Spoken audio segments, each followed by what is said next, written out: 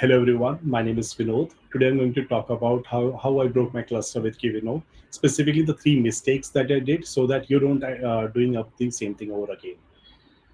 Now, a quick introduction about myself. I live in New Delhi. I'm a principal engineer with Arcesium and I'm also a CNCF Kubestronaut and a data on Kubernetes community ambassador. I'm also a public speaker at various tech conferences. Now, why this talk, right? So we all understand that Kyverno is very powerful. Now we need to ensure that we use the Kyverno policies, properly, right? Because with great policies comes with great responsibilities. Now, with that note, let me start all those, let me go through with you all the mistakes that I did. So my first mistake was about blocking all the workloads. Now, instead of doing top-down approach, I started with the bottom-up approach. Means I created the policy that was too strict for the cluster at all. So as a result, what happened? Like my all my applications, the pod, everything started getting failed. And the second thing, what I did over here itself, like I targeted all the objects in one go. Means instead of doing certain objects, let's say pods or deployments, I started applying the policy for all kinds of the objects. So to make it better, right? To make it explain better. So this is a policy which I used over here, which is a cluster-wide given a policy. Now, couple of mistakes over here which I did. The first mistake is like I started using enforce from the beginning itself, right? The validation failure action, if you see over here. So I started using enforce itself here, and I started targeting all the objects in one go. Like I applied, for the pod, deployment, stateful set. And the major issue which I used over here is in the container, like I didn't specify any specific regular expression, right? Regular pattern. So it ended up, targeting all the containers. So that was a mistake which I did in here.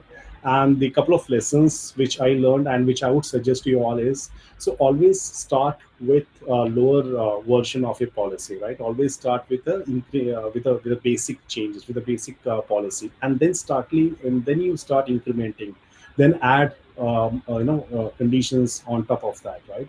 So always start always do an incremental change first. And second thing, always use the validation failure action as audit, not enforce. First, check what warnings you are getting it. If you are okay with that, then only use the enforce, because otherwise your workload will get blocked completely. And lastly, always and always test in the dev clusters, or the test cluster, rather than going for the higher clusters. So these are the lessons that I learned from my first mistake. The second mistake which I learned, and that was a bit weird also, it's about inflight policy loops. So this is some mutation policy which I created, and what the Kyverno was doing it, Kyverno was kept on mutating the resources over and again and again. So for me, it was fine. My applications were up and fine running, but behind the scene, what was happening? It was overloading my Kube APS server. And to make you understand, I'll show you one of the YAML file. And on the left, if you see, right, so this is the YAML file which I use, so which is a cluster wide again, and its intention is to mutate the resource wherever the labels were not there. So the labels which I wanted to have, like certain labels, so in this example, so it's loop is equals to true, right? So I wanted certain pods, all the pods, right, to have this label. And what Kyverno did, it added the label also. So if you see in the screenshot, right, so I ran one nginx pod, and without adding this label explicitly. So what Kyverno did, it mutated this resource object. It added the label by itself, and with that grep command, I can verify that it's working fine, and my application is also fine. But if you see the Kyverno logs, right? So Kyverno is trying to mutate over again and again.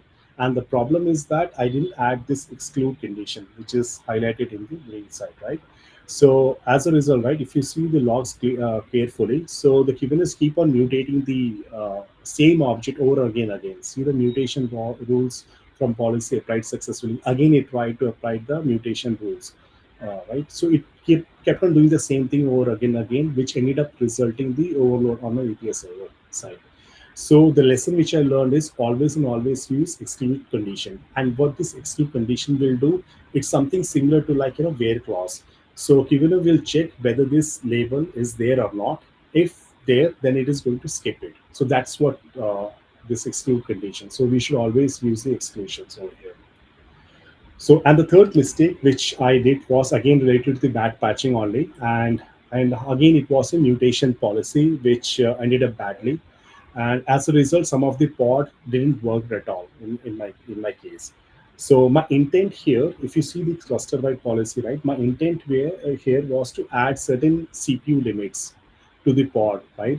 But the problem was like I added up adding a name, the exact name for the container, like the nginx over here. But it could the right approach was to have certain regular expression, certain pattern which you are definitely looking for it, because you'll not have all the pods which not all the pods will have the same container name, right? You have different also. So that was the problem. Now whichever the pod which had the same name, so there was no problem. Kyverno was able to mutate properly and was able to add this CPU limits also. But wherever this name was not matching, so those applications got blocked completely. So that was the problem which I faced over here, and that was a lesson also that I learned. So always test your manifest files and always use a Kyverno test, as much as possible, so that you will ensure that your tests are working fine.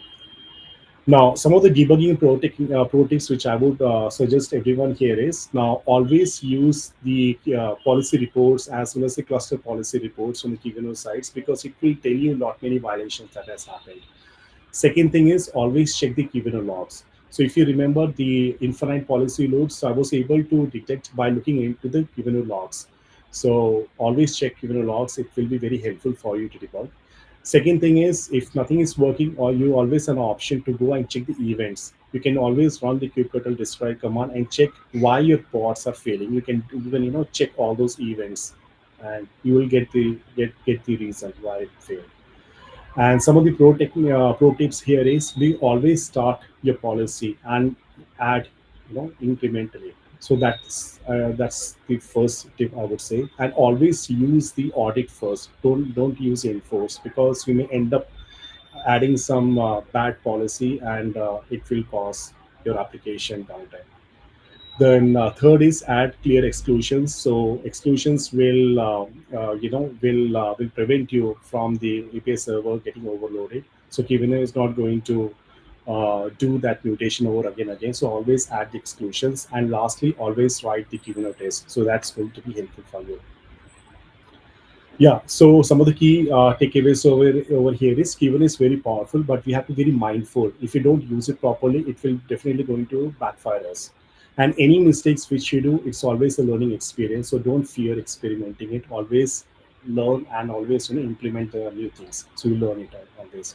And your safe patterns is nothing but your stronger Kubernetes governance. Because more and more you explore, more and more you tighten your loopholes, it is going to give you the better Kubernetes governances. That's it. Like all the code examples which I've shown over here, right? It will be available on this GitHub repository. Yeah. Thank you. Yeah. Thank you, Kotler. Yeah. That was fantastic. That was such a great roundup of things to watch out for, and really good advice. You're right. It is a very potent tool. It can do so many things, but you do have to be quite mindful, and it is best to start off small and then build to more complex use cases. It's really, really fantastic feedback. Let's see if we've got a couple of questions here in the chat. One of them asks, why does Kyverno keep mutating once the condition is satisfied? Yeah. So the reason was I didn't add the exclude condition at all. So if you don't have an exclude condition, Kyverno will keep on doing it. So you may think of exclude condition like something, like a where condition in the SQL language, right? So if certain condition is met, then only it is going to execute. So by adding the exclude condition, it is going to check whether that label or any particular expression is matched or not. If matched, and it's going to skip. Otherwise, it is going to enforce that. That is spot on. That's exactly what happens. Fantastic answer. And we have one more question here at the bottom from Keegan. Do you have any details or things that you can share about why you've chosen Kyverno over OPA, for example? Right. See, With OPA, like Open Policy Agent, the issues which I've faced here is like there is a learning curve, of course. Like OPA uses the Rego language and all, so it's a bit tough. But I've not worked so much into the OPA side, but I've started working on the Kyverno. I liked it because with YAML files, Kyverno is all YAML based, right? So you can manage it very well. You can always, do and experiment stuff very easily. You can push that to the GitHub repository and all. But OPA has its own benefit also. But you have to learn the Rego and all. It's a different learning curve itself. But when it comes to the Kubernetes, completely native. It's Kubernetes completely Kubernetes native. So it's the same structure you have to follow over here. Yeah, I think every policy as code tool has its advantages and disadvantages.